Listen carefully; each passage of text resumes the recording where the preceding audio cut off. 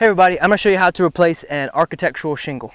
A couple tools that you'll need. You'll need a hammer, you need a crowbar, you're going to need some type of trowel. I like to use a trowel because it's very firm piece of metal. You can use a putty knife, or I guess you could even technically get away with using the crowbar, but do it right, you really need a trowel. And you're going to need some 1.25 inch roofing nails. Okay?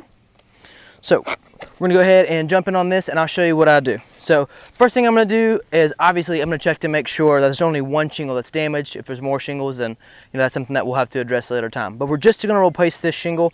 Here's what I'm going to do. I'm going to start with loosening the existing damaged shingle. And you just do that by placing a trowel underneath the shingle and moving left and right. One thing that I see a lot of people do is they'll take the trowel in and they'll pull up on the shingle. This is going to definitely damage the shingle as you keep going up. So you have to do it here as well. If you kind of pull up, you could potentially rip the shingle. So you want to take the trowel in and go left and right, left and right. And it might take a little bit longer, but just stay patient with it.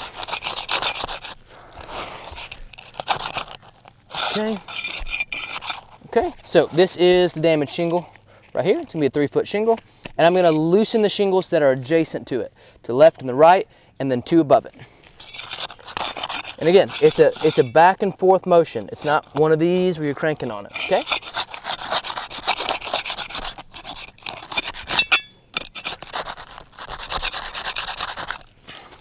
Move our replacement shingles over here. Uh-oh. They want to slide down to the gutter there. All right. Now loosen this one up right here.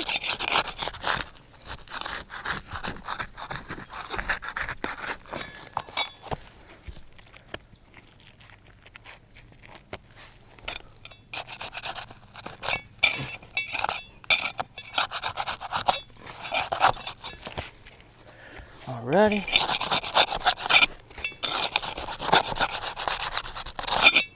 Okay.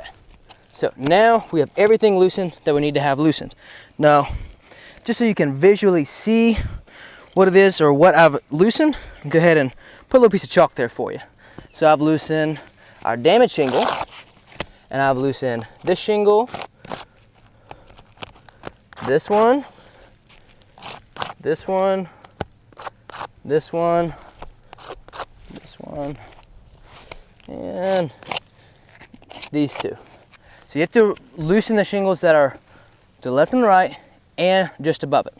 So next thing that I'm going to do is I'm going to take my crowbar. Very important that you have a crowbar that is who's got a little bit of a slight end to it here. You don't want to use one of those big beefy crowbars. You want to use something that's going to be used for roofing. Okay? Some people call this a flat bar. Really depends on what part of the country you're from. So first thing I'm going to do is I'm going to lift the shingle directly above to get the nails out. Okay, so there should be anywhere from 4 to 6 nails per shingle. So, and there's gonna be 2 sets. So there's gonna be 4 to 6 nails here, 4 to 6 nails on top as well. So I'm just gonna go in underneath the shingle and work it up and down and pop this thing right out. Don't need to be super rough with it. If you've already loosened these shingles, this should not be a fight. You shouldn't have to be fighting with the shingle. Be very smooth. Okay. Go back in here. Now, fun fact, on Owens Corning shingles, we're preferred installers with Owens Corning, preferred contractors. We actually install 6 nails per shingle. This shingle only had 4, so this would be subpar installation for us. We would not install a roof like this. We would install another 50% more nails, okay? Just a fun fact. If you ever want to quiz your roofer and see if they really know what they're talking about, ask them how many nails they use per architectural shingle.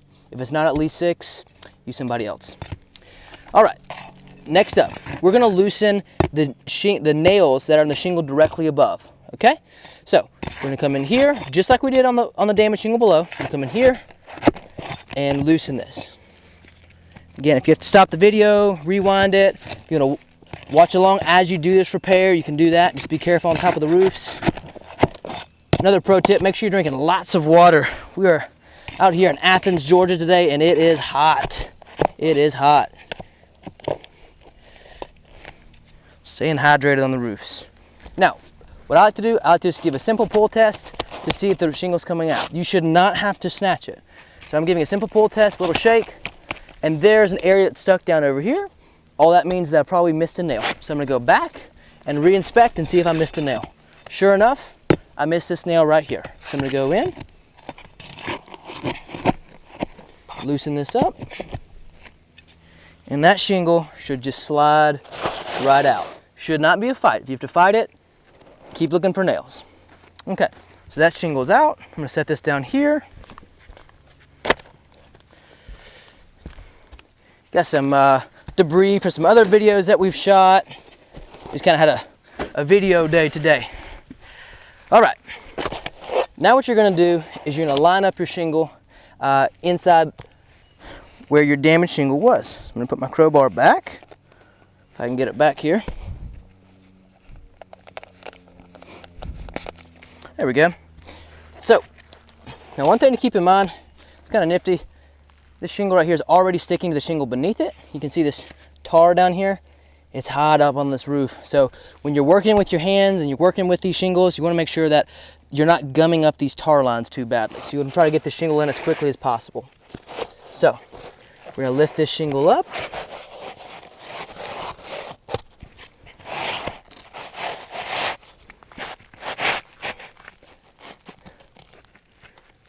Perfect. Perfect fit. If you have any issues getting the shingle to slide in there, it means you might have missed a nail. Go back and look for the nails. So as we see here, no other nails top side, so we're good to go.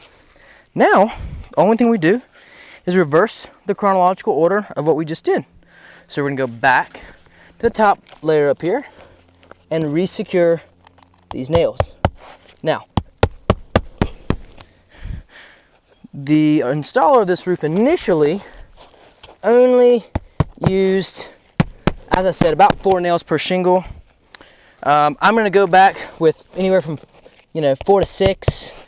A couple reasons. One, because if this shingle has 6 nails and the other ones have 4, it doesn't increase the warranty of the roof or anything like that.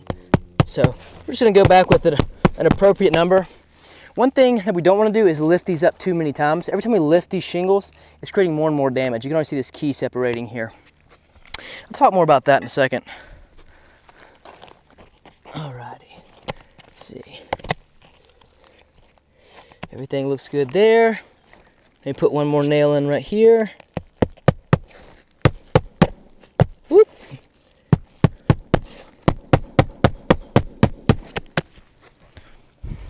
Now, this is easier if you have a nail gun.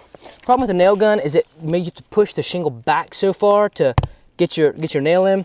Sometimes it causes more damage to the shingle. So whenever we're doing a repair, we're really trying hard to not damage the above shingles. Okay? Put a few more nails in here.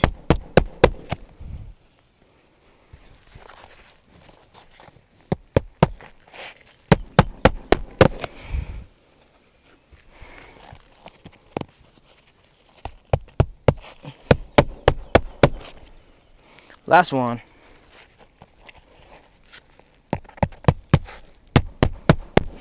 All right, so that looks good.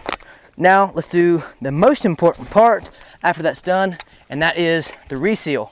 So all of these areas that I've already lifted, we're gonna seal those areas back down. And again, this is just some good old-fashioned NP1 caulking. Got this from Beacon Supply. Beacon Supply is available to the public as well. If you need to go in there, get a little bit of caulking, get a few shingles, or if you need help selecting a contractor. A lot of your supply companies really know the good contractors and the ones that A, pay their bills on time, and B, have actually been around for a while. We see a lot of contractors in the Georgia area that say things like 50 years total of combined industry experience and things like that. That could mean they have 20 people, 25, maybe 25 people on their team, and they've only been doing it for 2 years, You really want to make sure when you're selecting somebody, do repairs, re-roof, or even really just an inspection, that this person really knows the industry, they know what product to use when they do repairs. blows me away. There's a lot of people, a lot of roofing companies that don't do roofing repairs. Now, really quick, I'm gonna show you this. We've sealed our shingles up, got everything sealed down, everything looks good. We're still gonna go ahead and reseal this shingle. Even though we just put it down, we're gonna go ahead and seal this one. It's already starting to stick down a little bit, but just for that extra security. When we get off of the roof, we want to be 100% sure that this roof is not going to leak, whether it starts raining in an hour, a week, or a year. Now, that is a repair of an architectural shingle. We might do a repair video a little bit later of kind of how you can look at one of these shingles and tell whether or not a roof actually is repairable. Keep in mind, there are some roofs that are genuinely not repairable due to age, condition, or granular loss. So, guys, if you like this video, leave me a like. If you have any questions, leave a comment. Thanks so much for tuning in. Have a great day.